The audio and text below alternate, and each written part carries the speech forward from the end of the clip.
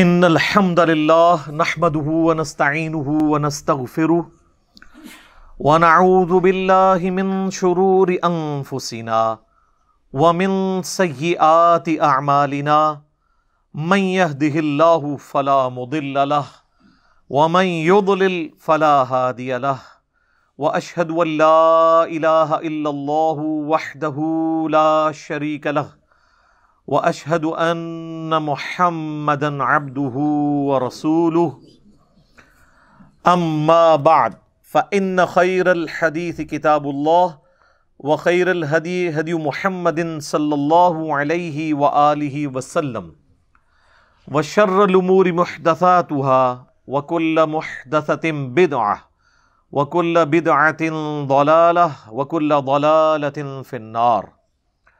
اعوذ باللہ السمیع العلیم من الشیطان الرجیم من ہمزہ ونفخہ ونفثہ بسم اللہ الرحمن الرحیم رب اشرح لی صدری ویسر لی امری واحلل عقدۃ من لسانی یفقہوا قولی. بسم اللہ الرحمن الرحیم ان اللہ وملائکتہ یصلون علی النبی یا ایہا الذین آمنوا صلوا علیہ وسلموا تسلیما. اللہم صلی علی محمد وعلی آل محمد کما صلیت علی ابراہیم وعلی آل ابراہیم انک حمید مجید. اللہم بارک علی محمد وعلی آل محمد کما بارکت علی ابراہیم وعلی آل ابراہیم انک حمید مجید. اللہم ربنا آتنا فی الدنیا حسنة وفی الآخرة حسنة وقنا عذاب النار. ربنا آتنا من لدنک رحمة وہیئ لنا من امرنا رشدا. لا الہ الا انت سبحانک انی کنت من الظالمین. حسبنا اللہ ونعم الوکیل. یا حی یا قیوم برحمتک استغیث ولا حول ولا قوة الا باللہ العلی العظیم. آمین. الحمدللہ آج 24 جنوری 2021 کو قرآن کلاس نمبر 64 میں ہم انشاءاللہ تعالی سورۃ النساء کی ان آیات کو کور کریں گے جن کا تعلق اسلام کے قانون وراثت کے ساتھ ہے. آیت نمبر 11 اور 12 اسپیسیفکلی اور 2 اس کے ساتھ جڑی ہوئی ہیں اور ایک اینڈ میں. سورۃ النساء کی آیت نمبر 11 اور 12 اور اس کے ساتھ ملحقہ 13 اور 14 اور بالکل آخر میں جا کے آخری آیت 176 جو کلالہ سے متعلق ہے اس کو ڈسکس کرنے سے پہلے تمہیداً میں کچھ ڈسکشن کرنا چاہوں گا تاکہ آپ کو ان چیزوں کی سمجھ آسانی کے ساتھ آ جائے. سورۃ النساء کی جو یہ آیات ہیں انہوں نے اسلام میں جو قانون وراثت ہے اس کو بیان کیا ہے اور یہ آیات ناسخ ہیں سورۃ البقرہ کی آیت نمبر 180 180 181 اور 182 کنزیکٹیو 3 آیات سورۃ البقرہ میں آئی ہیں جس میں پہلے حکم یہ نازل ہوا تھا کہ ہر مسلمان پہ یہ فرض ہے کہ اس نے مرنے سے پہلے اپنے قریبی رشتہ داروں کے لیے اپنی مال و دولت میں کوئی وصیت لکھوا دینی ہے. وہ سورۃ البقرہ کی آیت نمبر 180 میں آتا ہے اعوذ باللہ من الشیطان الرجیم بسم اللہ الرحمن الرحیم. کتب علیکم اذا حضر احدکم الموت. تم پر یہ فرض کیا گیا ہے کہ جب کبھی بھی کوئی شخص موت کے دہانے پر پہنچ جائے اسے موت آ جائے یعنی قریب المرگ ہو.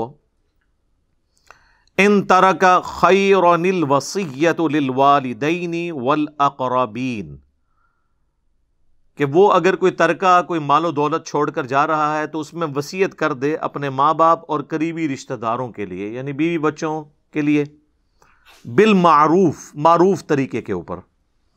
حقا علی المتقین یہ اللہ کی طرف سے ایک حق ہے، یہ فرض کیا گیا ہے مومنین کے اوپر، متقین کے اوپر کہ وہ یہ کریں گے۔ فَمَن بَدَّلَهُ بَعْدَ مَا سَمِعَهُ، اور اس کے مرنے کے بعد جو کوئی اس کی وصیت کو بدل دے گا، فَإِنَّمَا إِثْمُهُ عَلَى الَّذِينَ يُبَدِّلُونَهُ، تو اس کا گناہ ان لوگوں پر ہوگا جنہوں نے اس کے مرنے کے بعد اس کی وصیت کو بدل دیا۔ یعنی اس نے وصیت کی کہ اتنا مال میرے ماں باپ کو ملے، اور بعد میں اس کی اولاد میں سے کوئی قابض ہو کر ماں باپ کو محروم کر دے، تو گناہ جو ہے وہ ان لوگوں پہ ہوگا، اس میت کے اوپر کوئی گناہ نہیں ہے۔ ان اللہ سمیع علیم، بے شک اللہ تعالیٰ سننے والا ہے، علم والا ہے، ایک ایک چیز نوٹ کر رہا ہے، جس کی جو غلطی ہے اس کو اس پہ سزا دی جائے گی۔ فمن خاف من موص جنفا او اثما، ہاں اگر کسی کو خدشہ ہو اس معاملے میں کہ جو مرنے والا ہے اس نے کسی کے ساتھ زیادتی کر دی ہے، کسی بیٹے سے یا بیٹی سے وہ ناراض تھا، اس کو اس نے آنکھ کر دی ہے، تو اسلام میں تو آپ آنکھ نہیں کر سکتے۔ فَأَصْلَحَ بَيْنَهُمْ فَلَا إِثْمَ عَلَيْهِ، تو آپس میں صلح صفائی کے ساتھ کوئی حصہ مقرر کر رہو تو اس پہ کوئی گناہ نہیں ہے، یعنی تم مرے ہوئے بندے کی وصیت بدل بھی سکتے ہو اگر وہ کسی کے ساتھ زیادتی کر کے مرا ہے۔ ان اللہ غفور الرحیم، بے شک اللہ تعالیٰ بخشنے والا ہے، مہربان ہے۔ تو یہ جو آیات تھی نا، ان میں حکم تھا کہ مرنے سے پہلے وصیت کرنی ہے، اور دیکھ لیں اس میں ماں باپ کا اور قریبی رشتہ داروں کا ذکر آیا، لیکن یہ سورۃ البقرہ ہے جو شریعت محمدیہ صلی اللہ علیہ وآلہ وسلم کا بلیو پرنٹ اور ابتدائی خاکہ ہے، اور شریعت محمدیہ صلی اللہ علیہ وآلہ وسلم کے جو فائنل احکام ہیں وہ سورۃ النساء اور سورۃ المائدہ میں ہے۔ اب ہم پڑھ رہے ہیں سورۃ النساء، تو اس میں یہ جو آیات ہیں، سورہ نساء کی آیت نمبر 11 اور 12 اور پھر آخری آیت 176، ان آیات نے سورۃ البقرہ کی ان 3 آیات کو منسوخ کر دیا، یہ ناسخ ہیں۔ وہ اکثر علماء کہہ رہے ہوتے ہیں جی ناسخ و منسوخ کا علم پتہ ہونا چاہیے۔ بمشکل 5 قرآن میں آیات ہیں جو منسوخ ہوئی ہیں، اور ان کی ناسخ آیات قرآن میں موجود ہیں، تو آلموسٹ 6500 کے قریب آیات ہیں۔ ان سے لوگوں کو دور کرنے کے لیے ان 5 مقامات کی لوگ مثال دیتے ہیں، اور ان سے بھی ذرا پوچھ لیں کون سی ہیں، تو اکثر علماء کو بھی نہیں پتا ہوتی۔ اس پہ میری الگ سے بھی ویڈیو ریکارڈ موجود ہے، ناسخ و منسوخ قرآن کے اندر، احادیث میں بھی ہوتا ہے۔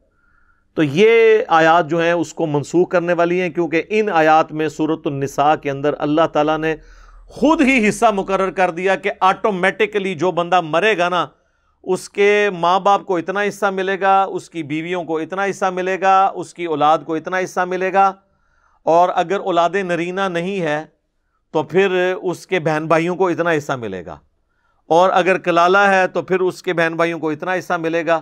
وہ ساری چیزیں اللہ تعالیٰ نے خود ڈیفائن کر دی، اس لیے وہ آیات منسوخ ہو گئیں۔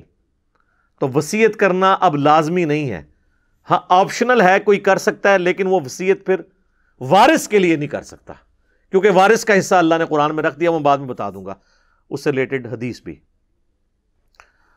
تو قانون وراثت جو ہے اسلام کا، اس کو احادیث کی ٹرمنالوجی میں کہتے ہیں کتاب الفرائض، یا عربی میں کتاب الفرائض ضاد ہے۔ جس طرح ہم طہارت سے جو متعلق احادیث ہیں وہ کتاب الطہارہ ہوتی ہے، روزوں سے متعلق احادیث کتاب الصیام یا کتاب الصوم میں ہوتی ہیں، اسی طریقے سے تقدیر سے متعلق جو احادیث ہیں وہ کتاب القدر میں ہوتی ہیں، یعنی یہ چیپٹرز کے نام ہیں۔ خوابوں سے متعلق کتاب الرؤیا کے اندر ہوتی ہیں۔ اس طرح جو وراثت کے قوانین کی جو احادیث ہے نا، اس کے لیے جو محدثین نے ٹرم ڈیوائز کی ہے وہ ہے کتاب الفرائض، اور عربی میں ہوگا ضاد پڑھیں گے کتاب الفرائض۔ تو کتاب الفرائض جو ہے یہ چیپٹرز ہیں باقاعدہ احادیث کی کتابوں میں، اور اگر آپ کو کمبائنڈ فارم میں وہ احادیث چاہیے تو آپ مشکات المصابیح کی 2 جلد کے اندر 39 احادیث اس سے متعلق ہیں، انٹرنیشنل نمبرنگ کے مطابق 3041 سے لے کر 3079 تک کتاب الفرائض چیپٹر میں۔ اس سے پیچھے بھی 2-3 چیپٹر ہیں ہدیہ اور ہبہ سے ریلیٹڈ، وہ بھی آپ ملائیں تو یہ آلموسٹ 60-70 کے قریب احادیث ساری جو مین سٹریم کی کتابوں کی آپ کو مشکات میں مل جائیں گی۔ اسی لیے میں بار بار کہتا ہوں کہ مشکات شریف آپ ضرور اپنے پاس رکھیں۔ اس کا PDF آپ فری ڈاؤن لوڈ کر سکتے ہیں ہماری ویب سائٹ اہلسنتپاک.com سے، اور اگر آپ نے ڈاک میں یہ منگوانی ہے تو ہماری اکیڈمی کا نمبر صبح 9 سے شام 5 بجے تک آلموسٹ کھلا ہوتا ہے، بیچ میں نمازوں کا وقفہ ہے، بعض اوقات نمبر بیزی بھی رہتا ہے، اتنی زیادہ کالز آ رہی ہوتی ہیں، تو نو پروفٹ نو لاس کے اوپر TCS آپ کے گھر ہم صرف 2500 روپیز میں کروا دیں گے۔ اور یہ 3 جلدیں ہیں، آلموسٹ 800-900 صفحوں کی ایک جلد ہے، ایک جلد کی فوٹو کاپی 2000 میں نہیں ہو سکتی، اور ہم تینوں جلدیں اکیڈمی سے آ کے لیں تو 2000 کی، اور ڈاک میں منگوائیں تو 2500 کی، کیونکہ ہم نے TCS کروانا ہوتا ہے۔ تو نو پروفٹ نو لاس کے اوپر ہم دے رہے ہوتے ہیں تاکہ لوگ کتابوں کے ساتھ شغف رکھیں۔ تو اسے میں نے ڈکلیئر کیا ہے انسائکلوپیڈیا آف حدیث، بخاری، مسلم، ابو داؤد، ترمذی، نسائی، ابن ماجہ، اس کے علاوہ بھی آلموسٹ کل 13 کتابوں کے نوٹس ہیں اہل سنت کی مین سٹریم کی مشکات المصابیح کے اندر۔ یوٹیوب پہ میری ایک ویڈیو بھی ہے انٹروڈکشن آف مشکات، وہ آپ دیکھ لیں تو میں نے کافی تفصیل سے اس پہ گفتگو کی ہے۔ تو یہ مشکات اگر آپ کے پاس آ گئی تو آلموسٹ تمام ٹاپکس پہ میجورٹی احادیث آپ کے پاس ایک جگہ پہ آئیں گی، اور یہ بہت بڑی خدمت ہے۔ آج سے آلموسٹ 700 سال پہلے امام ولی الدین تبریزی المتوفی 748 ہجری، اب یہ چل رہا ہے 1442 ہجری، تو آلموسٹ 8 سے 700 سال پہلے انہوں نے یہ کتاب لکھی ہے۔ پوری دنیا کے اندر یہ اہل سنت کے مدارس کے اندر تمام مکاتب فکر جتنے ہیں ان میں پڑھائی جاتی ہے۔ تو اس کے اندر آپ کو کتاب الفرائض چیپٹر میں وہ ساری احادیث مل جائیں گی انشاءاللہ تعالی۔ قانون وراثت کے کانٹیکسٹ میں 3 ٹرمنالوجیز، 3 اصطلاحات کو آپ سمجھ لیں۔ نمبر 1 ہے ہدیہ، یا اسے ہبہ بھی کہتے ہیں، اسے عطا بھی کہتے ہیں، اسے اردو میں تحفہ بھی کہتے ہیں۔ دوسری ٹرم ہے وصیت۔ وصیت یہ ہے کہ کوئی شخص یہ کہے کہ میرے مرنے کے بعد یہ فلاں کو مل جائے۔ ہبہ یہ ہے کہ وہ اپنی زندگی میں کسی کو گفٹ کر دے۔ اور تیسری ٹرم ہے وراثت۔ وراثت یہ ہے کہ آٹومیٹکلی مرنے کے بعد جن جن کا حصہ اس دولت میں بنتا ہے وہ ان کو مل جائے گا۔ تو یہ تینوں ٹرمز الگ سے ہیں، ہبہ یا جسے ہدیہ بھی کہتے ہیں یا گفٹ، وصیت یعنی میرے مرنے کے بعد، گفٹ ہے اپنی زندگی میں اپنے ہاتھوں سے، وصیت میرے مرنے کے بعد فلاں کو ملے، زندگی میں میں ہی مالک ہوں، اور وراثت آٹومیٹکلی ٹرانسفر ہو جائے گی مرنے کے بعد جس کا جو جو حصہ ہے۔ اب آ جائے اس میں پہلی ٹرم جو ہے ہدیہ۔ ہدیہ اور گفٹ یہ آپ اپنی زندگی میں اپنے قریبی رشتہ داروں کو بھی کر سکتے ہیں، کسی NGO کو بھی کر سکتے ہیں، کسی مدرسے کو بھی کر سکتے ہیں، لیکن اولاد میں جب کریں گے تو آپ نے ایکولی ڈسٹریبیوٹ کرنا ہوگا، اور اس میں مرد و عورت کی تفریق بھی نہیں ہوگی، لڑکی ہے یا لڑکا برابر کا حصہ ہوگا۔ اس کانٹیکسٹ میں حدیث ہے صحیح بخاری اور صحیح مسلم کے اندر، سیدنا نعمان ابن بشیر رضی اللہ تعالیٰ عنہ کہتے ہیں کہ میرے والد مجھے نبی علیہ السلام کی خدمت میں لے گئے اور عرض کیا اللہ کے رسول، میں نے یہ اپنا جو بچہ ہے اس کو ایک غلام ہبہ کیا ہے، ہدیہ دیا ہے، تحفہ دیا ہے۔ تو آپ صلی اللہ علیہ وآلہ وسلم نے پہلا سوال یہی کیا کہ کیا تم نے اپنی باقی اولاد کو بھی ایک ایک غلام گفٹ کیا ہے؟ تو انہوں نے کہا نہیں۔ تو آپ نے فرمایا کیا تم یہ خواہش رکھتے ہو کہ تمہاری باقی اولاد بھی تمہارے ساتھ حسن سلوک کرے جس طرح یہ کرتا ہے؟ انہوں نے کہا یا رسول اللہ جی، اپنے آگ لینے کے لیے تو ہر کوئی بندہ ہی تیار ہوتا ہے۔ تو آپ نے فرمایا کہ پھر تم باقی اولاد کو بھی ایک ایک غلام گفٹ کرو، یا پھر اس سے بھی واپس لے لو۔ اور مسلم شریف میں تو یہاں تک الفاظ ہیں کہ انہوں نے عرض کیا اللہ کے رسول صلی اللہ علیہ وآلہ وسلم، میں آپ کو گواہ کرتا ہوں کہ میں نے اپنے اس لائق فائق بچے کو ایک غلام گفٹ کر دیا ہے۔ تو آپ نے فرمایا مجھے اس گناہ کے کام کے اوپر، اس ظلم کے اوپر مجھے گواہ نہ کرو جب تک تم باقی اولاد کو بھی اتنا حصہ نہیں دیتے ہو، اور یہ ہے گفٹ۔ ہدیہ اپنی زندگی میں دینا. اس حوالے سے ایک اور حدیث ہے صحیح بخاری کے اندر کہ اللہ کے محبوب صلی اللہ علیہ وآلہ وسلم نے فرمایا کسی کو گفٹ دے کر واپس لینے والا ایسا ہی ہے جیسا کہ کوئی کتا قے کر کے اس کو چاٹ لے، اور ہمارے لیے ایسی بری مثال نہیں ہو سکتی. یعنی نبی علیہ السلام نے فرمایا کہ گفٹ کسی کو دے کے واپس نہیں آپ لیں گے، یہ حرام ہے. اس کو سپورٹیو حدیث وہ ترمذی اور ابو داؤد کی بھی ہے جو مشکات کے اندر بھی موجود ہے، اور یہ ساری حدیثیں آپ کو مشکات میں اس چیپٹر میں مل جائیں گی انشاءاللہ،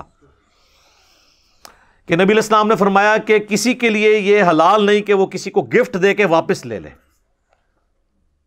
سوائے باپ کے کہ وہ اپنی اولاد کو کوئی گفٹ دے تو وہ واپس لے سکتا ہے، کیونکہ وہ الگ سے حدیث ہے سنن ابن ماجہ کے اندر کہ تو اور تیرا مال تیرے باپ کا ہے. باپ اگر اولاد کو گفٹ دیتا ہے نا تو واپس لے سکتا ہے، اور آپ کسی کو گفٹ دیں گے تو آپ واپس نہیں لیں گے، کیونکہ نبی علیہ السلام نے اسے کتے کی مثال بیان کیا اور کہا کہ یہ بری مثال ہے. لیکن یہاں پہ یاد رکھیے گا کہ ماں باپ اپنی اولاد کو آنکھ نہیں کر سکتے. اکثر ناراض ہو جاتے ہیں تو کہتے ہیں کہ وہ اخبار میں بھی اشتہار دے دیتے ہیں کہ جی میں اپنی ساری منقولہ غیر منقولہ فلاں، وہ پوری جوڈیشری کی لینگویج میں وہ لکھا ہوتا ہے، اس سے میں اپنی اولاد کو آگ کرتا ہوں. پاکستان کے قانون میں تو وہ چیز اسٹیبلش ہو جاتی ہے، لیکن اسلام میں کوئی باپ اپنی اولاد کو آگ نہیں کر سکتا، اس طریقے سے باقی رشتہ دار بھی، کیونکہ اللہ کے حکم کو توڑ نہیں سکتے نا. قطع رحمی تو آپ کر ہی نہیں سکتے، رحمی رشتوں کو کون کاٹ سکتا ہے؟ کوئی کتنا بھی نافرمان بیٹا ہو، باپ یہ تو نہیں کہہ سکتا یہ میری اولاد نہیں ہے.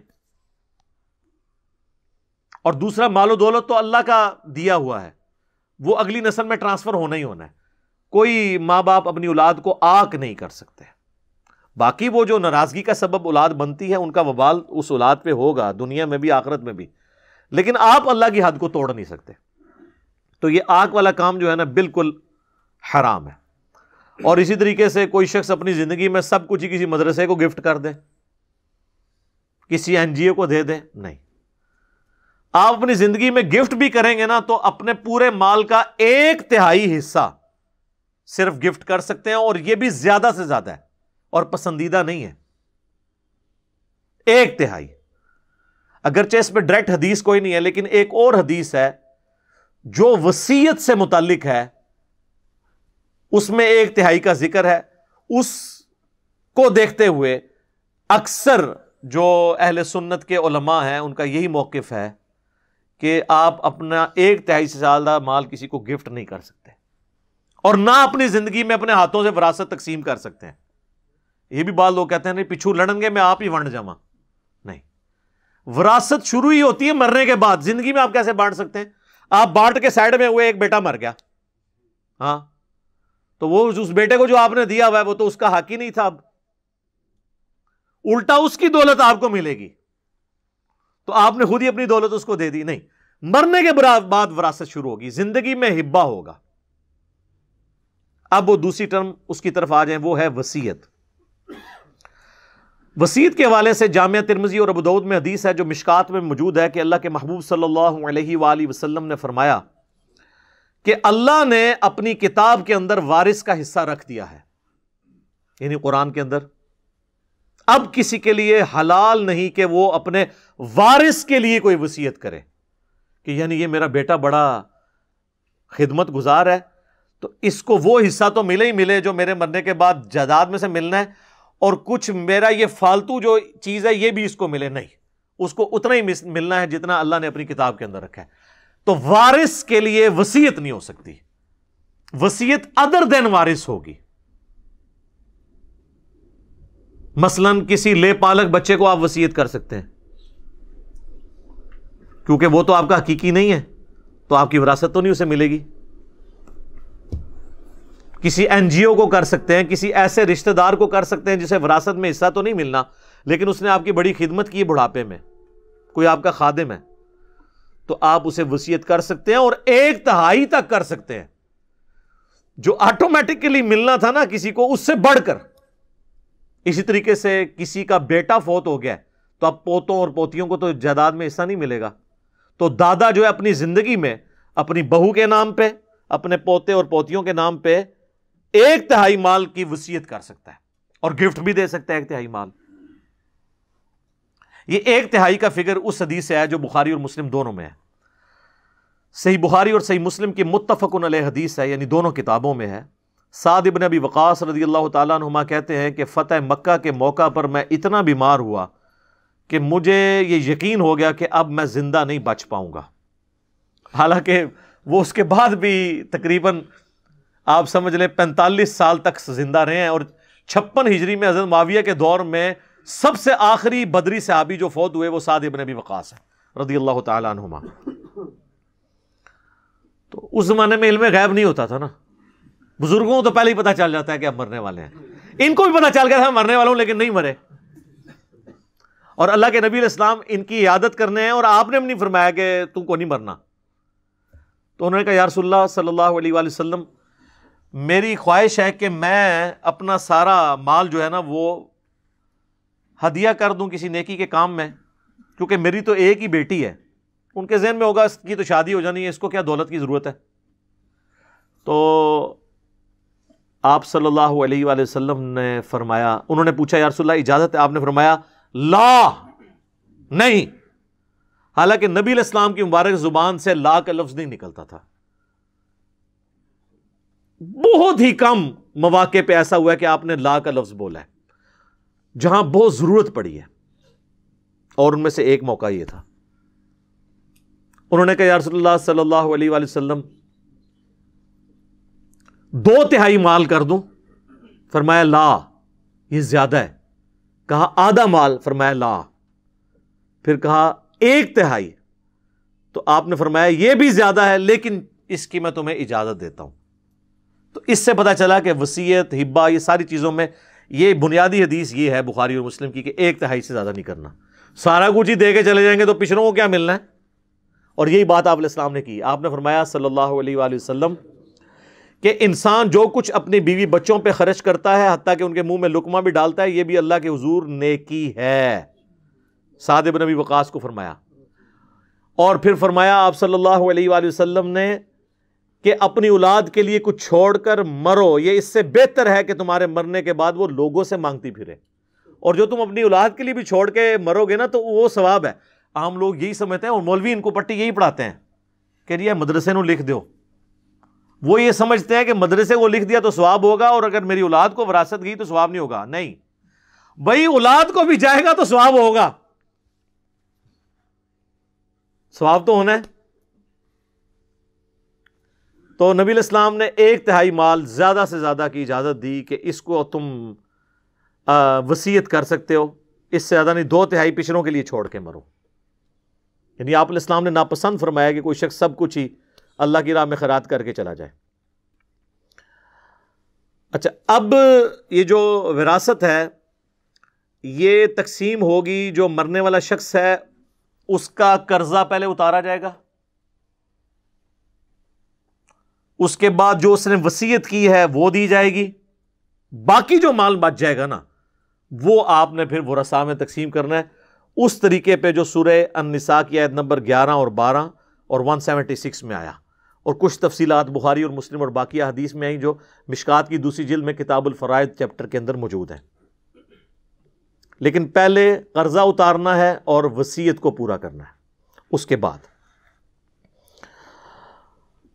اکثر غیر مسلموں کی طرف سے بھی اعتراض کیا جاتا ہے کہ یہ جو قانون وراثت قرآن میں آیا نا، اس کی اگر آپ پوری کیلکولیشن کریں تو وہ 100 کا عدد پورا نہیں آتا. یعنی آپ اس کو اتنا دے دیں، اس کو اتنا دے دیں، اس کو اتنا دے دیں، تو ہونا تو چاہیے وہ ساروں کو جمع کریں تو 100 پورا ہو جائے. بعض جگہ پورا بھی ہو جاتا ہے، بعض جگہ نہیں ہوتا.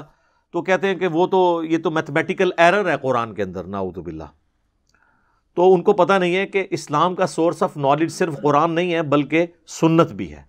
جو چیزیں قرآن میں تفصیل سے نہیں آئیں وہ سنت کے اندر یعنی صحیح الاسناد حدیث کے اندر آئی ہیں. چنانچہ اس میں ایک بنیادی حدیث ہے جو بخاری اور مسلم دونوں کے اندر ہے. نبی صلی اللہ علیہ وآلہ وسلم نے فرمایا کہ مقررہ حصہ مستحقین کو دینے کے بعد جو بچ جائے تو وہ سب سے قریبی مرد رشتہ دار کا ہے. یعنی آپ نے جائیداد تقسیم کی اور کچھ بچ گئی، اس تقسیم کے بعد بھی جو اللہ نے مقرر کی ہے، تو سب سے قریبی جو مرد رشتہ دار ہے اس کو ملے گا، یعنی چچا اور تایا یا چچا اور تایا کی اولاد۔ اس کانٹیکسٹ میں ایک اور سپورٹیو حدیث ہے جو بخاری اور مسلم دونوں میں ہے کہ بھتیجا اور بھانجا تمہارے خاندان اور قوم میں شمار ہوگا۔ چچا اور تایا فوت ہو گئے ہیں تو فرسٹ کزن جو ہے نا ان کو جداد چلی جائے گی۔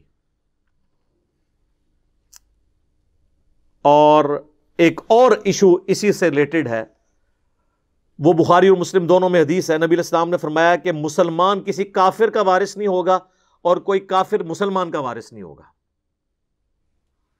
یعنی اگر کسی کی اولاد کافر ہو گئی ہے اور دین چھوڑ گئی ہے، اب اس کو اپنے باپ کی جداد سے کچھ نہیں ملے گا۔ اور ایک اور کرٹیکل حدیث ہے جو جامعہ ترمذی میں ہے کہ قاتل مقتول کا وارث نہیں ہے۔ یہ اکثر آپ سنتے ہیں نا ٹی وی پہ بھی کہ اولاد نے جداد کی خاطر باپ کو مار دیا، تو جامعہ ترمذی میں حدیث ہے، مشکات میں بھی ہے کہ قاتل اپنے مقتول کا وارث نہیں ہو سکتا۔ سگا بیٹا بھی ہے، قرآن میں حصہ موجود ہے۔ اب قرآن میں تو یہ بات نہیں لکھی ہوئی تھی، لیکن قرآن کے یہ خلاف نہیں ہے، کیونکہ قرآن میں یہ بھی نہیں لکھا ہوا کہ جو قاتل ہے وہ مقتول کا وارث ہوگا۔ اکثر لوگ کہتے ہیں جی قرآن کے خلاف ہو گیا، جی قرآن میں تو ہے کہ اولاد کو ملے گا۔ خلاف تب ہوگا جب 180 ڈگری سٹیٹمنٹ ہوگی۔ تو قرآن میں کہیں لکھا ہوا ہے کہ قاتل جو ہے وہ اپنے مقتول کا وارث ہو سکتا ہے؟ وہ کہتے ہیں نہیں، لکھا تو نہیں ہوا لیکن انڈرسٹوڈ ہے۔ نہیں، انڈرسٹوڈ نہیں ہوتا، وہ ترمذی میں حدیث ہے اور لاجیکل ہے، ورنہ تو سارے ایک دوسرے میں چکیاں بن گے تو جداد مالک ہو جان گے۔ تو یہاں پہ لوگ جداد ہتھیانے کے لیے قتل نہیں کر دیتے۔ تو جو قاتل ہے نا، وہ جس کو قتل کر رہا ہے نا، چاہے اس کا بیٹا ہے، اس کا بھائی ہے، وہ اس کی جداد میں سے اسے زیرو سزا تو اس نے دنیا اور آخرت میں بھگتنی ہے، جداد نہیں اسے ملے گی۔ اسی طریقے سے صحیح بخاری میں حدیث ہے کہ بیٹی کے لیے آدھا حصہ ہے اور پوتی کے لیے 1/6 ہے۔ اگر جو مرنے والا کی سچویشن ایسی ہے کہ وہ اس کے ماں باپ بھی نہیں، تو اس طریقے سے آگے بھی ٹرانسفر ہوگی۔ اچھا، یہ میں وراثت کے قوانین کے حوالے سے آپ کو بتا دوں کہ پیٹ مسائل جو قرآن میں آئے نا، اس پہ تو ہے اتفاق، باقی چھوٹی موٹی ڈیٹیلز کے اندر اہل سنت کے اندر بھی اختلاف پایا جاتا ہے اور سنی شیعہ کنفلکٹ میں بھی اختلاف رائے موجود ہے۔ لہٰذا ان مسائل میں زیادہ الجھنے کی ضرورت نہیں ہے، جو آپ کو بہتر رائے لگتی ہے نا وہ آپ کر لیں۔ اصل جو چیز پوری کرنے والی جو بنیادی باتیں ہیں وہ وہی ہیں جو قرآن کے اندر آئی ہوئی ہیں، باقی چیزوں کو اللہ تعالیٰ نے خود اجتہاداً چھوڑ دیا ہے، جو بھی بیٹر سچویشن ہوگی اس کے مطابق عمل کر لیا جائے۔ اسی طریقے سے میرے بھائیوں، جو ابو داؤد میں ایک اور حدیث ہے کہ ماں نہ ہو تو دادی کے لیے 1/6 حصہ ہوگا، تو دادی کو وراثت مل جائے گی۔ دادے کی وراثت پوتے تک نہیں آتی، لیکن پوتا اور پوتی کی وراثت چلی جاتی ہے ادھر تک۔ اب کسی کے دماغ میں ہے کہ ایسا کیوں ہے، تو قرآن میں اس کا ذکر آ جائے گا انہی آیات میں کہ اللہ بہتر جانتا ہے کہ کون کس چیز کا زیادہ حقدار ہے۔ مورل لاز جو ہے نا وہ ہوتے ہیں ریویلڈ نالج، وہی کے علم سے۔ آپ اپنے سوشل لاز بنا سکتے ہیں جو اس اعتبار سے ٹریفک کے قوانین بھی بنا لیں، لیکن جو مورل ویلیوز ہیں نا یہ اللہ نے بتانی ہے، ورنہ تو مرد کوئی قانون بنائیں گے تو وہ مردوں کو ڈومینیٹ رکھیں گے، عورتیں کوئی قانون بنائیں گی تو عورتوں کو ڈومینیٹ رکھیں گے۔ یعنی اگر مردوں کے اختیار میں ہوتا تو یہ حدیث وہ اپنے بارے میں کر لیتے، جو حدیث ہے سنن نسائی میں کہ جنت تیرے ماں کے قدموں کے پاس ہے، تو مردوں پہ ہوتا تو وہ کہتے نہیں باپ کے قدموں کے پاس ہے۔ ٹھیک ہے، تو یہ ڈیفائن انہوں نے نہیں کرنا، بلکہ جس طرح بخاری مسلم میں ایک اور حدیث ہے کہ ایک صحابی نے کہا مجھ پہ سب سے زیادہ حق کس کا ہے، میری حسن سلوک کے سب سے زیادہ حقدار اس روئے ارض پہ کون ہے؟ فرمایا تیری ماں۔ دوسری بار پوچھا، فرمایا تیری ماں۔ تیسری بار پوچھا، فرمایا تیری ماں۔ چوتھی دفعہ فرمایا تیرا باپ۔ تو وومن رائٹس اسلام نے اس حوالے سے دی ہیں کہ ماں کا 3 گنا زیادہ حق ہے اپنی اولاد پہ ایز کمپیئر ٹو باپ کے۔ اب مردوں پہ ہوتا تو انہوں نے 3 اپنے رکھنے تھے اور 1 ماں کا، یا بہت کوئی زور لگاتے تو برابر برابر رکھ لیتے۔ تو مورل لاز کس نے بتانے ہیں؟ اللہ نے، جو کریٹر ہے۔ اب میرے بھائیوں، جو وراثت کی آیات ہیں ان کو ہم ڈسکس کرتے ہیں، لیکن میں ایک بلو پرنٹ آپ کے سامنے رکھ دیتا ہوں اوورال ان آیات کا، تاکہ آپ کو پتہ چل جائے بنیادی قانون جو اس کے اندر بیان ہوا ہے کہ میجورٹی کیسز میں یہی ہے کہ مرد کو 2 حصے ملے گا وراثت کا، عورت کو 1. اور اس میں حکمت یہ ہے کہ عورت نے تو شادی ہو کے دوسری جگہ جانا ہے، ادھر سے بھی اس کو حصہ ملنا ہوتا ہے، اور مرد نے چونکہ خاندان کے معاملات چلانے ہوتے ہیں، عورت نے تو باہر جا کے کام کر کے تو نہیں سارے معاملات چلانے ہوتے ہیں. یہ بنیادی اصول ہے کہ زیادہ تر کیسز میں 99% کیسز میں، کہیں پہ برابر بھی ہو سکتا ہے، وہ ایکسیپشنل کیسز ہیں کہ مرد کو 2 حصے ملیں گے، اور یعنی لڑکے کو 2 حصے اور لڑکی کو 1. اور زیادہ تر کیسز میں اسی طریقے سے کیس بنے گا کہ ماں باپ بھی کسی کے ہیں مرنے والے، اولاد بھی ہے، تو ماں کو 1/6 1/6، باپ کو بھی 1/6، لیکن بیوی کو 1/8 اس کو کم ملے گا. اور اگر ایک سے زیادہ بیوی ہیں تو 1/8 ہی ان میں ڈیوائڈ ہوگا. یہ نہیں ہے کہ ہر بیوی کو الگ الگ 1/8 ملے گا، نہیں، 1/8 ہے. 2 بیوی ہیں تو دونوں کو 1/16 1/16 مل جائے گا، وہ جمع کریں گے 1/8 ہو جائے گا. لیکن ماں باپ کو اللہ نے زیادہ حصہ دیا ہوا ہے کہ ماں کو الگ سے 1/6 ملے گا، باپ کو الگ سے 1/6 ملے گا. اور لڑکا ہے تو 2 حصے اور لڑکی ہے تو 1 حصہ. لیکن لڑکا اور لڑکی کے یہ حصے بعد میں ملیں گے. سب سے پہلے کام کیا ہوگا کہ اس کا قرض اتارا جائے گا مرنے والے کا، پھر وصیت، اور پھر جو مال ٹوٹل بچے گا نا اس پورے مال کو آپ نے 1/6 پہ ڈیوائڈ کرنا ہے. تو حصہ بنے گا ماں کا اور اتنا ہی باپ کا، اور پورے مال کو 1/8 سے ڈیوائڈ کرنا ہے، یعنی 1/8 کرنا ہے. اس کا ڈیوائڈ کریں گے 8 کے اوپر، ملٹیپلائی بائی 1/8 ہوگا. ریاضی دی غلطیاں نہ کرنی شروع کر دینا. تو 6 پہ ڈیوائڈ کریں گے پورے مال کو، تو ماں کا پورے مال میں سے اور اتنا ہی باپ کا، اور پورے مال کو ڈیوائڈ کریں گے 8 کے اوپر تو بیوی کا. اور اب جو بچ گیا تو وہ کتنا بچے گا، سارے نکال کے نا، اب کچھ رقم بچ جائے گی، مال و دولت کچھ بھی، تو اس کو آپ نے اس طرح ڈیوائڈ کرنا ہے کہ لڑکی کو 2 حصہ اور لڑکے کو 2 حصے اور لڑکی کو 1. مثلا 2 بیٹیاں ہیں اور 3 بیٹے ہیں تو بڑا آسان طریقہ ہے نکالنے کا. 2 بیٹیاں 3 بیٹے، تو چونکہ بیٹوں کو 2 حصہ ملنا ہے تو آپ سمجھ لیں وہ 3 نہیں 6 بن گئے. تو 6 حصے یہ ہو گئے اور 2 بیٹی کے کتنے ہو گئے 8. تو جو مال بچ گیا اس کو 8 پہ ڈیوائڈ کریں گے، جو رقم نکلے بیٹی کو اتنی، اور جو رقم نکلے اس سے ڈبل بیٹوں کو. تو یہ آسان طریقہ ہے کیلکولیٹ کرنے کا. باقی پھر اس میں یعنی اگر اولاد نہیں ہے تو پھر بیوی کو ڈبل ہو جائے گا، 1/8 کی بجائے 1/4 آ جائے گا. اور اس طریقے سے بیوی مری ہے تو خاوند کو ملے گا 1/4، اور اگر اولاد نہیں ہے اس کی تو پھر خاوند کو ڈبل ملے گا، آدھا. تو یہ اس کی باریکیاں ہیں، وہ انشاءاللہ ساتھ ساتھ کور میں کر دوں گا.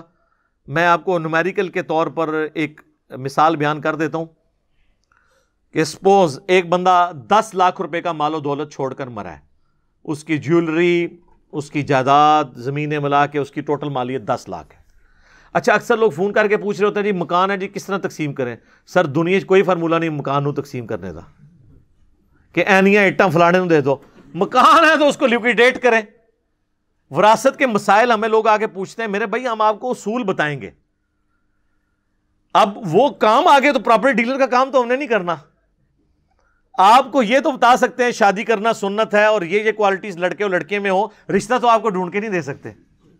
تو یہاں پہ بھی یہ آپ نے خود کرنا ہے. جو بھی دولت ہے اس کو آپ یہ سپوز کر لیں کہ آپ نے اس کو لے کے آنا ہے پیسوں کی فارم میں، اس کے بعد ہی تقسیم ہوگی نا.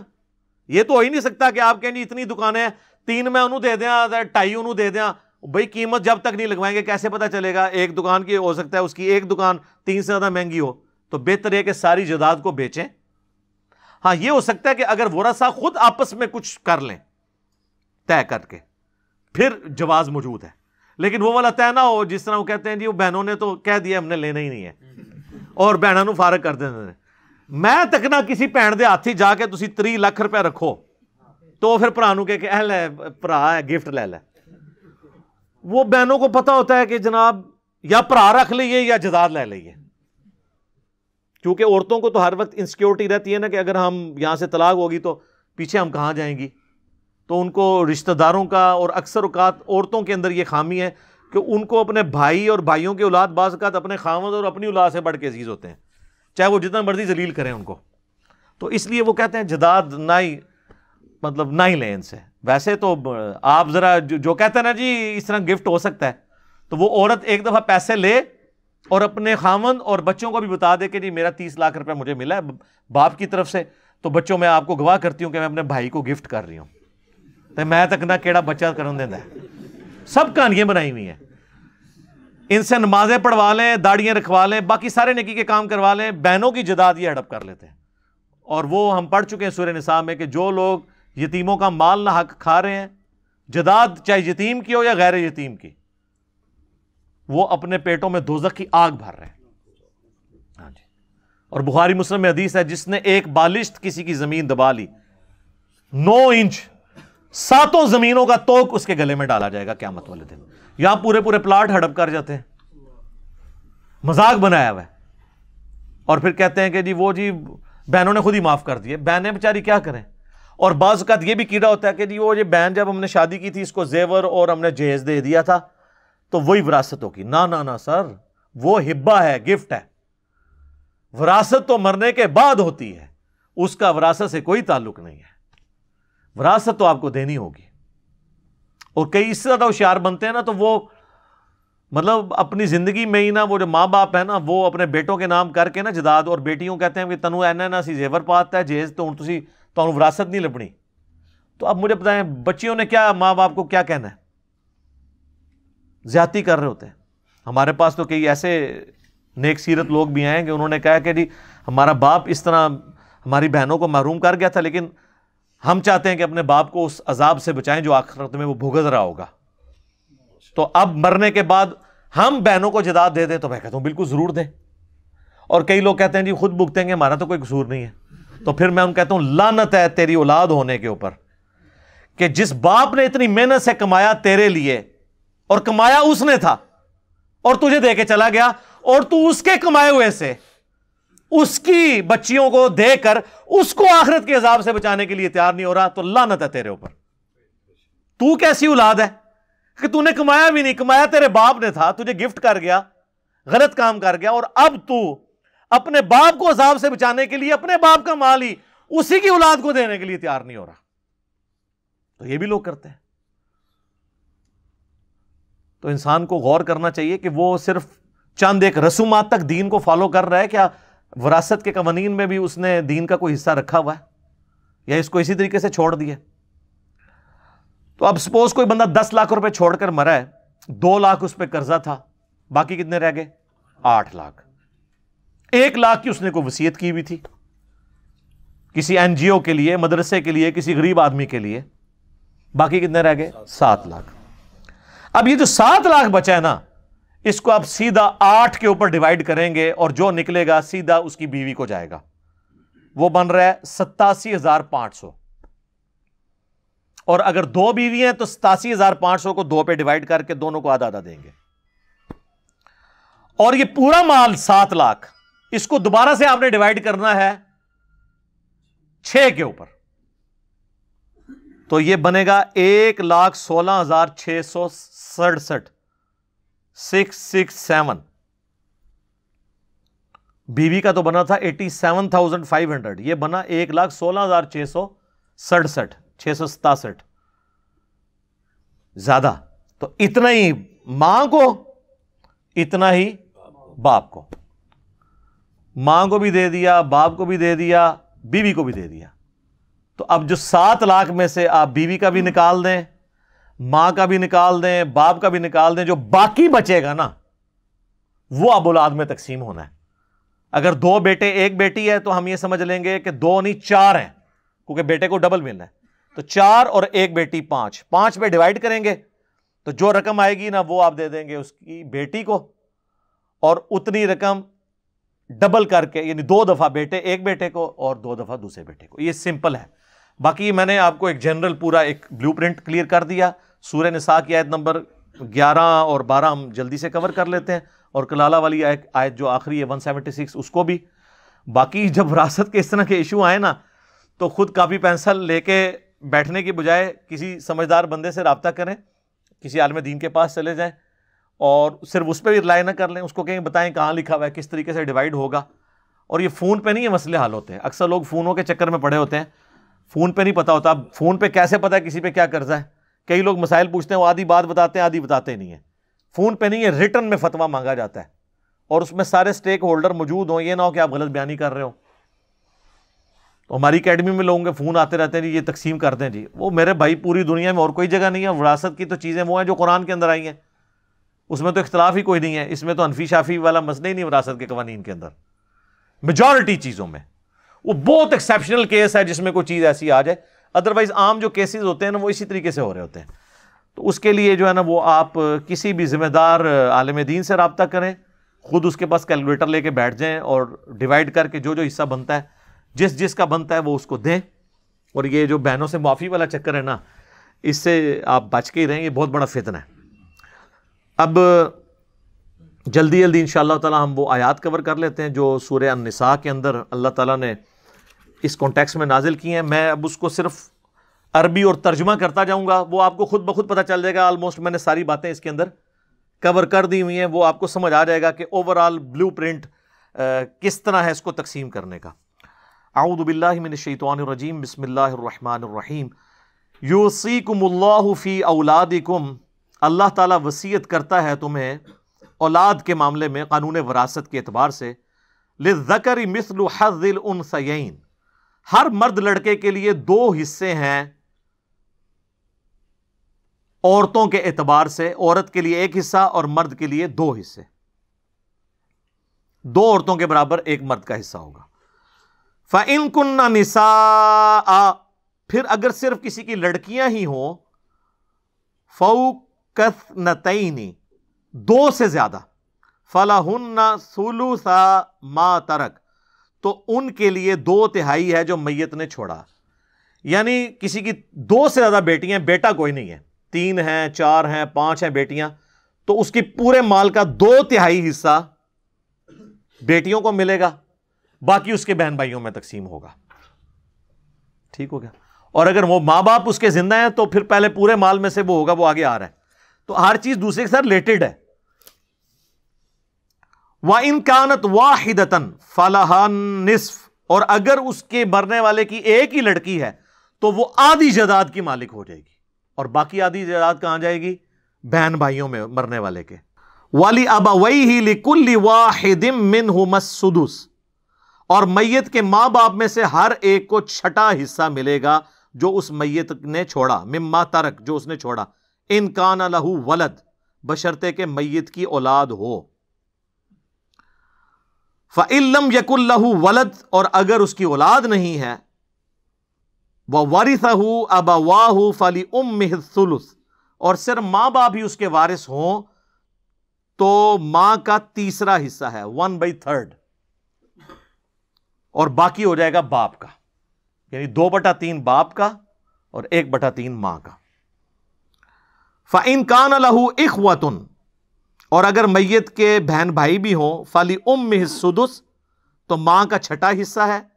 مِن بَعْدِ وَصِيَّةٍ يُوصِي بِهَا أَوْ دَيْنٍ, لیکن یہ تقسیم ہوگی وصیت پوری کرنے کے بعد اور قرض اتارنے کے بعد. آباؤکم وَأَبْنَاؤکم, تمہارے باپ اور تمہاری اولادیں یا بیٹے. لا تدرون ایہم اقرب لکم نفعا, تمہیں نہیں معلوم کہ نفع کے اعتبار سے کون تمہارے زیادہ قریب ہے. یعنی کس کو تمہارے اعتبار سے زیادہ مال ملنا چاہیے, یہ تمہارا کام نہیں ہے, یہ اللہ نے ڈیسائیڈ کرنا ہے. فریضۃ من اللہ, یہ اللہ کے مقرر کیے ہوئے حصے ہیں. ان اللہ کان علیما حکیما, بے شک اللہ تعالی علم والا ہے اور حکمت والا ہے. اس کا علم بھی سب پہ حاوی ہے اور حکمت کے ساتھ وہ فیصلے کرتا ہے. وَلَكُمْ نِصْفُ مَا تَرَكَ أَزْوَاجُكُمْ, اور تمہارے لیے آدھا مال ہوگا جو تمہاری بیویاں چھوڑ کے مر جائیں. إِن لَمْ يَكُنْ لَهُنَّ وَلَدٌ, اگر تمہاری اولاد نہیں ہے تو پھر آدھی جائیداد خامن کو مل جائے گی. فَإِن كَانَ لَهُنَّ وَلَدٌ, اور اگر اولاد ہو, فَلَكُمُ الرُّبُعُ مِمَّا تَرَكْنَ مِن بَعْدِ وَصِيَّةٍ يُوصِينَ بِهَا أَوْ دَيْنٍ, تو پھر 1/4 ملے گا, یعنی وہ اس کا آدھا ہو جائے گا, کیونکہ باقی تو اولاد کو بھی تو دینا ہے نا. اس کے بعد جو کہ چھوڑ جائیں وہ ترکہ کی جو وصیت ہے اس کو پورا کرنے کے بعد، اور ادھار جو ہے اس کو اتارنے کے بعد، وصیت اور ادھار کے بعد۔ وَلَهُنَّ الرُّبُعُ مِمَّا تَرَكْتُمْ إِن لَّمْ يَكُن لَّكُمْ وَلَدٌ، اور اگر تمہاری اولاد نہیں ہے اور تم مر گئے ہو تو اب تمہاری بیوی کو 1/4 ملے گا۔ ویسے تو 1/8 ملتا ہے، اس کیس میں 1/4۔ فَإِن كَانَ لَكُمْ وَلَدٌ، اور اگر اولاد ہو، فَلَهُنَّ الثُّمُنُ، تو پھر بیویوں کو 8واں حصہ ہے۔ مِمَّا تَرَكْتُم مِّن بَعْدِ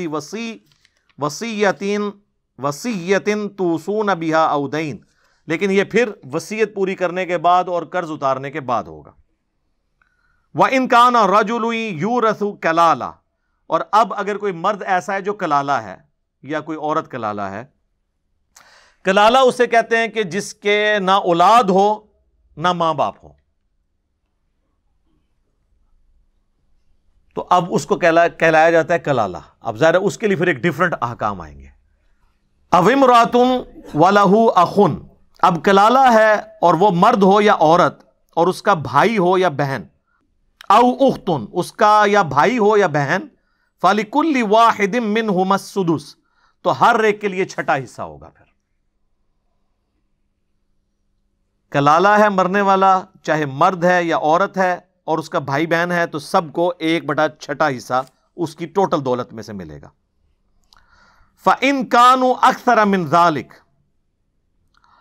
اب اگر زیادہ ہیں، یعنی وہ جو مرنے والے کے جو بہن بھائی ہیں وہ زیادہ ہیں، ایک سے زیادہ ہوں،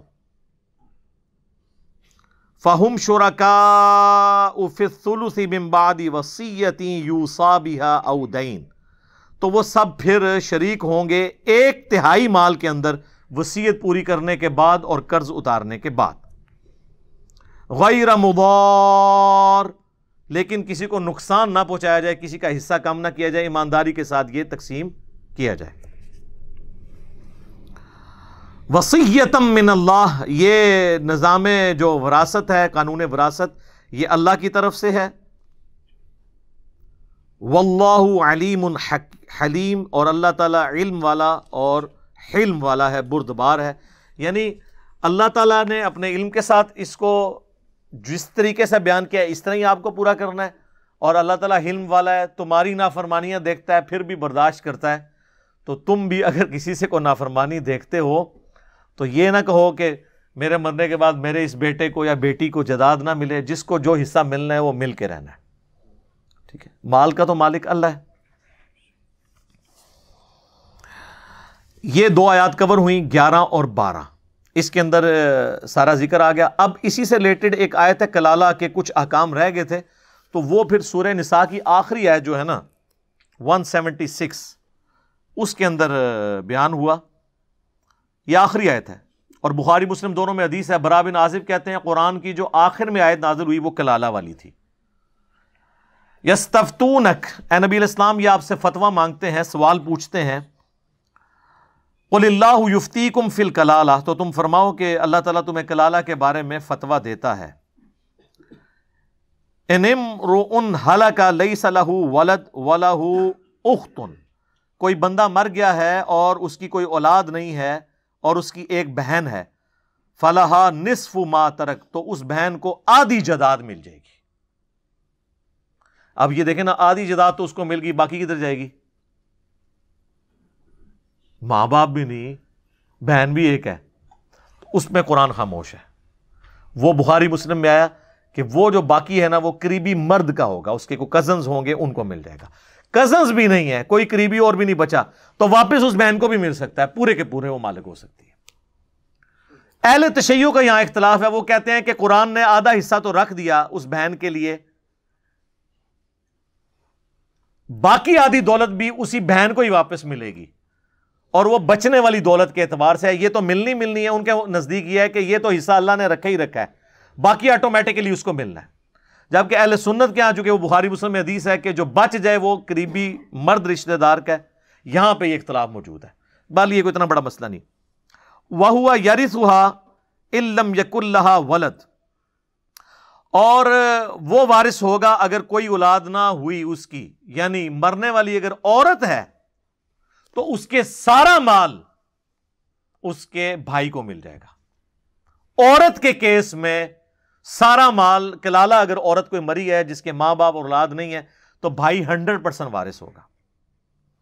فَإِن كَانَتْ اثْنَتَيْنِ فَلَهُمَا الثُّلُثَانِ، اور اگر 2 بہنیں ہیں تو 2/3 حصہ بھائیوں کی جداد کا اس کو ملے گا، مما ترک جو اس نے چھوڑا۔ وَإِن كَانُوا إِخْوَةً رِجَالًا وَنِسَاءً، اور اگر بہن اور بھائی اس کے مکس ہیں، یعنی وہ کلالہ کے جو ہیں وہ 2 بہنیں ہیں 3 بھائی ہیں، یا 1 بھائی ہے 2 بہنیں ہیں، تو پھر وہی قانون لگے گا کہ بھائی کو 2 حصے اور بہن کو 1۔ فَلِلذَّكَرِ مِثْلُ حَظِّ الْأُنثَيَيْنِ، تو پھر مرد کا حصہ 2 عورتوں کے برابر ہوگا۔ يُبَيِّنُ اللَّهُ لَكُمْ أَن تَضِلُّوا، اللہ تعالیٰ کھول کھول کر بیان کرتا ہے تاکہ تم گمراہ نہ ہو جاؤ، بہک نہ جاؤ۔ وَاللَّهُ بِكُلِّ شَيْءٍ عَلِيمٌ، اور اللہ تعالیٰ ہر چیز کا اپنے علم سے احاطہ کیے ہوئے ہے۔ دیکھیں اللہ تعالیٰ سے بھی سوال ہوا ہے تو اس کا جواب دیا گیا۔ یہاں علماء سے آپ سوال کریں ناراض ہو جاتے ہیں۔ اسی کانٹیکسٹ میں ایک صحیح مسلم میں حدیث ہے، حضرت عمر کہتے ہیں کہ میں نے نبی علیہ السلام سے سب سے زیادہ کوئی زندگی میں سوال کیا تو وہ کلالہ کے بارے میں ہی کیا ہے، حتیٰ کہ پھر نبی علیہ السلام نے مجھے ڈانٹا کہ بھئی قرآن میں جو کلالہ کی آیات آ گئی یہ کافی ہیں۔ اب اگر بہت زیادہ باریکیوں کو بیان کیا جائے نا، پھر بیچ میں جو کہیں پہ دوسروں کے لیے حصہ بننا ہے نا وہ بھی ختم ہو جائے گا۔ اب دیکھیں نا اس میں سپیس موجود ہے نا کہ آ گیا اس کو آدھا مل گیا، اس کو 2/3 مل گیا، تو باقی اب سپیس خالی ہے۔ تو وہ حکومت وقت کا کام ہے کہ اس اعتبار سے اسے تقسیم کر دے، یا اس کے قریبی مرد رشتہ دار کو مل جائے، ایون کسی NGO کے پاس چلے جائے۔ کلالہ کے اوپر کافی کتابیں لکھی گئی ہیں، لیکن یہ کیسز بہت کم ہوتے ہیں کلالہ والے، زیادہ تر کا تو کوئی نہ کوئی رشتہ دار ہوتا ہے۔ ہمارے تو یہاں پہ ابھی خاندانی نظام ٹوٹا نہیں ہے، اس حوالے سے معاملات ہوتے ہیں، لیکن بعض اوقات جینون کسی کا مسئلہ ہو سکتا ہے کہ اس کی اولاد بھی مر چکی ہو، ماں باپ بھی مر چکے ہوں، کئی ایسی بوڑھیاں ہوتی ہیں جو لمبی عمر پہ آ جاتی ہیں، تو پھر اب ان کی کوئی خدمت کر رہا ہے تو ظاہر اس کو تو کچھ نہیں ملنا، تو وہ اپنی زندگی میں 1/3 مال اسے وصیت کر سکتی ہیں کہ میرے مرنے کے بعد مل جائے، یا اپنی زندگی میں خود 1/3 مال اسے گفٹ کرتا ہے۔ لیکن مدرسے نہ گفٹ کرے کرو، خدا نہ ہے۔ ادھر بھی ایک بندہ ہمارا جاننے والا ہے، وہ پوری جداد جو ہے نا وہ ایک مدرسے کو لکھ کے چلا گیا۔ یار مجھے بتائیں، آپ کی اولاد بھوکی مرے اور مولوی اپنی توندیں بڑھائے، اس کی گاڑی میں پیٹرول ڈلے، اس کی جدادیں اور پلاٹ بڑھیں، تو آپ بخاری مسلم کی حدیث سن چکے ہیں، نبی علیہ السلام فرمایا کہ اس سے بہتر ہے کہ تیری اولاد لوگوں سے مانگتی پھرے کہ تو خود ان کے لیے چھوڑ کے مر۔ آپ کی اولاد لوگوں سے مانگ رہی ہے اور لوگوں کی اولاد کو آپ کھلا رہے ہیں، کتنا الٹا قانون ہے۔ ایسی مت ماری ہو۔ پھر یہ ایسے سمجھدار ہوتے ہیں مولوی، یہ اکثر جو ہے نا وہ میت کے نا وہ جہاں پہ سوگ کے لیے بیٹھے ہوتے ہیں نا وہاں پہنچ جاتے ہیں، اور پھر وہ اگر کوئی بچہ باہر سے آیا تو اس کے سامنے ویسے ہی بات کر دیں گے کہ یہ آخری وقتی تو ابا جی کہندے سن اے پلاٹ انہوں نے مسجد نو دینا ہے، خواہ مخواہ کہندے سن۔ اور وہ جو جھوٹ بولنے والا بھی امت کے وسیع تر مفاد میں بول رہا ہوتا ہے، اور امت تو خود ہی ہوندے رہے، یا انہوں نے وعدہ کیتا سی جی اینے لاکھ روپے دینا ہے، اب بیٹا یا وہ 2 لاکھ کا تو بیٹا 50,000 تو دے گئی نا، ورنہ تو باقی لان تان کریں گے یار یہ اچھا بیٹا ہے۔ اس طرح میرے بھائی کوئی کچھ نہیں ہوتا جب تک وہ لکھوا کے وصیت نہیں گیا اور گواہ موجود نہیں ہے، سچے جھوٹے نہیں، تو تب تک اس طرح نہیں ہوگا۔ خام خواہ پہنچ جاتے ہیں، اور خصوصاً امیر لوگوں کے ساتھ تو یہ معاملات ہوتے ہیں کہ ان کی میت کے اوپر لوگ ایکسپلائٹ کرنے کے لیے نا اولاد کو پہنچ جاتے ہیں اور مجبور کرتے ہیں کہ ان کو کچھ دے دیں، تو اس طرح نہیں ہونا چاہیے۔ تو یہ کلالہ والی آیت 176 کور ہوئی۔ اب یہ جو اس 2 رکوع کی 2 آیات جو ہے نا 11 اور 12 تو ہم نے کور کر لی تھی، اگلی 2 آیات جو ہیں اس کی تلقین کے اوپر ہیں وہ بھی کور کر لیتے ہیں۔ تلک حدود اللہ، یہ اللہ کی حدیں ہیں، یعنی جو قانون وراثت ہے۔ وَمَن يُطِعِ اللَّهَ وَرَسُولَهُ يُدْخِلْهُ جَنَّاتٍ تَجْرِي مِن تَحْتِهَا الْأَنْهَارُ، جو کوئی اللہ اور اس کے رسول کی اطاعت اختیار کرے گا اللہ تعالیٰ اس کو ایسے باغات میں داخل کرے گا جس کے نیچے نہریں بہتی ہوں گی، خالدین فیہا، وہ اس میں رہیں گے ہمیشہ، وَذَلِكَ الْفَوْزُ الْعَظِيمُ، اور یہ ہے بڑی کامیابی۔ اب یہ کانٹیکس وہی چل رہا ہے کہ آپ نے وراثت کے قوانین پہ بھی عمل کرنا ہے، صرف نماز روزے کے اوپر نہیں، یہ بھی اسی نے فرض کی ہے جس نے نماز فرض کی ہے۔ وَمَن يَعْصِ اللَّهَ وَرَسُولَهُ، اور جو کوئی نافرمانی کرے گا اللہ اور اس کے رسول کی، یعنی قانون وراثت پہ عمل نہیں کرے گا،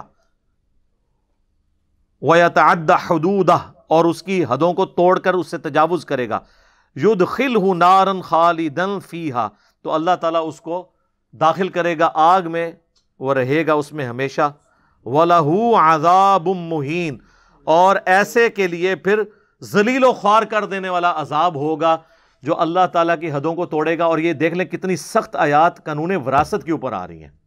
تو یہ پورا ایک رکوع ہے، رکوع نمبر 2 ہے سورہ نساء کا، آیت نمبر 11 12 میں تو احکام آئے، اور 13 اور 14 کے اندر 2 آیات میں احکام ہیں، اور 2 کے اندر اللہ تعالیٰ نے ڈانٹا ہے جو ان احکامات کی پیروی نہیں کرتے۔ اور ایک اس کی ایکسٹینشن ہے جو سورہ نساء کی آخری آیت میں نے ساتھ ہی کور کر دی 176۔ اب آپ سوچیں گے یہ آیت ادھر ہونی چاہیے تھی، بیچ میں کیوں نہیں ہے؟ یہ پورے قرآن کا اسلوب ہے۔ میں نے قرآن کے انٹروڈکشن میں بتایا تھا کہ جس صورت کے اندر جو مرکزی ٹاپک ہوتا ہے نا، یہ اللہ کی سنت ہے، وہ سٹارٹ میں ڈسکس ہوتا ہے اور اینڈ میں دوبارہ سے ہوتا ہے، یا بیچ میں ڈسکس ہوتا ہے اور اینڈ پھر اس پہ ہوتا ہے، تاکہ اس کی اہمیت اجاگر ہو۔ اس سے پہلے آپ سورہ آل عمران دیکھیں نا، آپ نے 60 آیات غزوہ احد پہ تھی، اور پھر پوری آل عمران جب ختم ہوئی نا، اینڈ پہ جا کے پھر غزوہ احد کے کانٹیکسٹ میں بات آ گئی کہ اے ایمان والو، مسلمانوں کی سرحد کی حفاظت کے لیے قائم رہو، اپنا ڈسپلن لوز نہ کرو، تاکہ اس ٹاپک کو اینڈ پہ جا کے دوبارہ باہر نکال کے رکھا جاتا ہے تاکہ پورے کے پورے معاملات کور ہو جائیں۔ سورۃ المائدہ آپ دیکھ لیں، اس میں بیچ میں آپ کو کرسچنز کے ساتھ، جیوز کے ساتھ خطاب ملے گا، اینڈ پہ جا کے پھر سے دوبارہ سے حضرت عیسیٰ اور اللہ کی گفتگو جو قیامت میں ہونی ہے نا، وہ اللہ نے ذکر کر دی ہے۔ تو یہ سٹائل ہے۔ یہاں پہ بھی سورہ نساء کا اینڈ کلالہ کی آیت کے اوپر ہوا ہے 176۔ اب جب وہاں ہم پہنچیں گے تو پھر ہم صرف ترجمہ ہی کور کریں گے، آج تو میں نے اس کو سارے کا سارا اس حوالے سے کور کر دیا۔ اللہ تعالیٰ سے دعا ہے جو حق بات میں نے کہی اللہ تعالیٰ ہمارے دلوں میں راسخ فرمائے، اگر جذبات میں میرے منہ سے کوئی غلط بات نکل گئی تو اللہ تعالیٰ ہمارے دلوں سے اسے محو کر دے، ہمیں معاف بھی فرما دے، ہمیں کتاب و سنت کی تعلیمات پر عمل کر کے دوسرے بھائیوں تک پہنچانے کی توفیق عطا فرمائے۔ سبحانک اللہم وبحمدک، اشہد ان لا الہ الا انت، استغفرک واتوب الیک، وما علینا الا البلاغ المبین۔ جزاکم اللہ خیرا۔